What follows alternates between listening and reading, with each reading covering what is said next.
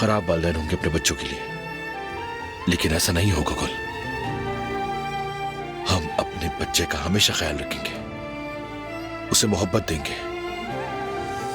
जो बचपन हम दोनों नहीं गुजार पाए वो हम उस बच्चे को देंगे। हम दोनों मिलकर एक आइडियल फैमिली बनाएंगे गुल, ये मेरा वादा है तुमसे।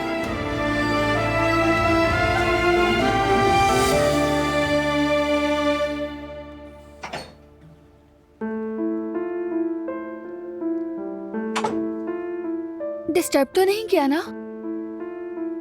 अरे नहीं दिलान, ऐसा नहीं है। हम तो बस मीरान को देखने आए थे, वो सो रहा है। ये बैग किस लिए भाभी? आप कहीं जा रही हैं?